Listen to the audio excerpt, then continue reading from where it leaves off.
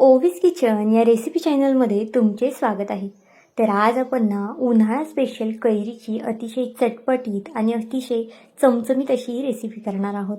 तुम्ही यापूर्वी ही रेसिपी कधीच केली नसेल, इतकी जास्त अप्रतिम ही रेसिपी तयार होते. तुम्ही ही रेसिपी आंब्याची केली असेल पण कैरीची कधीच केली नसेल. खायला खूप जास्त छान लागते, त्यामुळे नक्कीच एकदा करून पहा. आणि आता कैरीचा सीझन चालू आहे, त्यामुळे मार्केटमध्ये सगळीकडेच अगदी सहज उपलब्ध होतात कैऱ्या. आणि जर तुमच्या घरामध्ये सुद्धा आता 2 कैऱ्या जरी असतील तरी हा व्हिडिओ संपल्यानंतर ही रेसिपी लगेच तुम्ही करायला घ्याल. तर चला आता थोडाही वेळ न घालवता लगेच व्हिडिओला सुरुवात करूया. आता इथे ही रेसिपी करण्यासाठी मी 2 कैऱ्या घेतलेल्या आहेत. आता कैऱ्या ज्या आहेत त्या आपल्याला स्वच्छ अशा पाण्याने धुवून घ्यायच्या आहेत. अगदी स्वच्छ धुवून घ्यायच्या आहेत. 1 ते 2 पाण्याने तुम्ही कैऱ्या धुतल्या तरीसुद्धा चालणार आहे. आणि नंतर बघा, कैरीला अगदी या पद्धतीने आपल्याला काप द्यायचं आहे. पूर्ण आतपर्यंत सुद्धा कापायची नाही आपल्याला कैरी, फक्त वरचं साल कट होईल इथपर्यंतच ह्याला आपल्याला एक काप देऊन घ्यायचं आहे.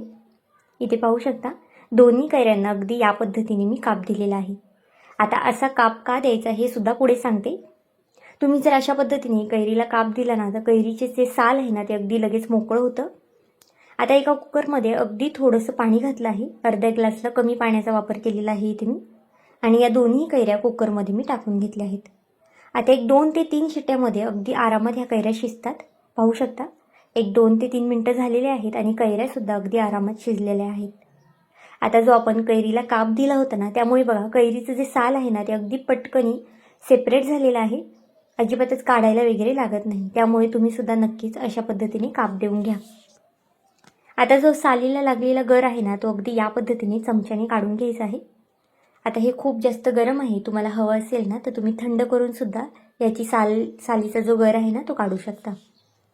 पाहू शकता, इथे खूप जास्त सुद्धा गर सालीला चिटकलेला नाही. अगदी थोडासा असा गर चिकटलेला आहे. जितका गर चिकटला आहे तितका इथे मी काढून घेते. नक्कीच एकदा ही चटपटीत रेसिपी करून पहा. अगदी 1-2 वर्ष आरामात टिकते. पण ही रेसिपी करताना जास्त करा, म्हणजे मग 1-2 वर्ष टिकल. कारण की जर तुम्ही 2-3 कैऱ्यांची जरी केली तरी आठवडाभर सुद्धा पुरणार नाही. इतकी जास्त अप्रतिम ही रेसिपी तयार होणार आहे. आता बघा, अगदी छान अशी ही कैरी शिजलेली आहे. आता खूप जास्त गरम आहे, त्यामुळे मी थोडीशी थंड करून घेते आणि नंतर अगदी या पद्धतीने याचा गर काढून घेते. तुम्हाला हवं असेल तर तुम्ही चमच्याने काढून घ्या किंवा मग सुरीने काढून घ्या. इथे तुम्ही पाहू शकता, आपला कैरीचा गर जो आहे तो अगदी सगळा मी इथे काढून घेतलेला आहे. आणि आता हे तुम्हाला अगदी अशा पद्धतीने मॅश करायचं आहे. चमच्याने मॅश करण्यापेक्षा तुम्ही एखादी वाटी किंवा ग्लास वगैरे घ्या आणि त्याने मॅश करा, म्हणजे अगदी छान पद्धतीने हे मॅश होतं. तुम्ही इथे पाहू शकता, मी एका ग्लासनेही छान असं मॅश करून घेतलं आहे. आता तुम्ही म्हणाल की हे आपण मिक्सरला लावू शकतो, पण मिक्सरला आपल्याला अजिबातच हे लावायचं नाही. जर तुम्ही हे मिक्सरला लावलं तर याला बऱ्यापैकी पाणी सुटेल, मग आपली रेसिपी वगैरे फसू शकते. त्यामुळे मिक्सरला वगैरे न लावता अगदी याच पद्धतीने तुम्हाला हे मॅश करून घ्यायचे आहे. कैरी अगदी मऊसूत अशी शिजलेली तर मग हे अगदी आरामात हे मॅश होतं. फक्त कैरी शिजवताना 3 ते 4 शिट्ट्या घ्या, म्हणजे अगदी तुमची कैरीसुद्धा मऊसूत अशी शिजली जाईल. तरी ते बघा, 1 ते 2 मिनटंच मी ही फक्त मॅश करून घेतलं आहे आणि अगदी व्यवस्थित असा याचा गाळ झालेला आहे. अजिबातच कैरीची फोड वगैरे यामध्ये आपल्याला ठेवायची नाही. जितकं बारीक मॅश करता येईल तितकं बारीक मॅश करून घ्यायचं आहे. आता जर तुम्ही जास्त करत असाल तर मग त्यानुसार तुम्ही इथे पुढचं जे साहित्य वापरत आहोत त्यानुसार घेऊ शकता. पण इथे मी 2 कैऱ्यांचं प्रमाण सांगितलेलं आहे, त्यानुसार साहित्यसुद्धा घेतलेलं आहे. एका गॅसवरती एक पॅन किंवा कढई तापत ठेवा. आता गॅस इथे मी चालू केला आहे आणि त्यामध्ये लगेचच आपल्याला जे कैरीचा आपण गर काढून घेतला होता तो घालून घ्यायचा आहे. गॅस फास्ट करायचा नाही अजिबातच, अगदी स्लो गॅस ठेवलेला आहे. आणि यामध्ये आपल्याला 3 चमचे इतपत साखर घालून घ्यायची आहे. साखरेचं प्रमाण इथे तुम्ही तुमच्या आवडीनुसार कमी जास्त करू शकता. जर तुम्हाला हा पदार्थ थोडासा आंबट, गोड, तिखट असा हवा असेल तर साखर टाकताना थोडीशी कमी टाका. नाही तर मग जर तुम्ही खूप जास्त साखर टाकली मग पदार्थ खूप जास्त गोड होईल आणि मग त्याचा आंबटपणा खूप कमी होईल. आता साखरेऐवजी तुम्ही इथे गुळाचा सुद्धा वापर करू शकता. 2 ते 3 चमचे गुळसुद्धा इथे तुम्ही घालू शकता. आता बघा, याचा रंग थोडासा बदलेपर्यंत हे मी परतून घेतला आहे. एकूण इथे 6 ते 7 मिनटं मी हे परतून घेतलं आहे. आणि अगदी स्लो गॅसवरती परतायचं आहे. अजिबातच गॅस कुठेही तुम्हाला फास्ट वगैरे करायचा नाही. जर तुम्ही गॅस फास्ट केला तर हे पटकन आकसून जाईल. त्यामुळे शक्यतो अगदी बारीक गॅसवरती तुम्हाला हे परतून घ्यायचं आहे. इथे बघा पहिल्यापेक्षा हे जे बॅटर आहे ना ते अगदी थोडंसं दाटसर झालेलं आहे.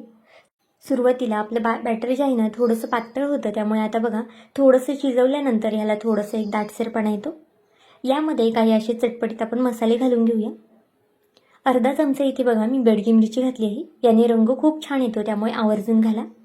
अगदी थोडासा चाट मसाला घातला आहे, थोडंसं जिरेपूड घातलं आहे आणि काळं मीठ घातलेलं आहे. काळं मीठ नसेल तर त्याऐवजी तुम्ही आपलं जे रेग्युलर आपण जे मीठ घरात वापरतो ना ते घातलं तरी चालेल. यामध्ये जर तुम्हाला अजून दुसरं काही घालायचं असेल ना, जसं की जिरी पावडर, काळी मिरी पावडर, तर तीसुद्धा तुम्ही इथे घालू शकता. आता हे घातल्यानंतर ना आपल्याला अगदी छान असं मिक्स करून घ्यायचं आहे. मसाले घातल्यानंतर खूप वेळसुद्धा आपल्याला हे शिजवत बसायचं नाही आहे. एखाद्या मिनिटभर फक्त आपल्याला हे परतून घ्यायचं आहे, म्हणजे मसाले जे आहेत ना ते अगदी एकजीव होतात यामध्ये. आणि गॅस इथे आपल्याला आता बंद करून घ्यायचा आहे. पाहू शकता अगदी छान असा रंग आलेला आहे. तुम्हाला जर अजून थोडंसं तिखट वगैरे करायचं असेल ना तर तुम्ही यामध्ये लाल तिखटाचा सुद्धा वापर करू शकता, म्हणजे तुमचा जो पदार्थ आहे ना तो छान आंबट गोड तिखट असा होईल. पाहू शकता अगदी परफेक्ट असं बॅटर आपलं तयार झालेलं आहे. बॅटर थंड होत आहे तोपर्यंत जर तुम्ही चॅनलला अजूनही सबस्क्राईब केलं नसेल तर नक्कीच एक लाईक आणि एक सबस्क्राईब करून घ्या, कारण की तुमचे एक एक लाईक एक एक सबस्क्राईब हे नवीन यूट्यूबरसाठी खूप जास्त मोलाचं असतं. तसाच माझा हा व्हिडिओ तुम्ही कोणत्या देशातून शहरातून पाहत आहात ना हे सुद्धा मला कमेंट करून सांगायला मात्र विसरू नका.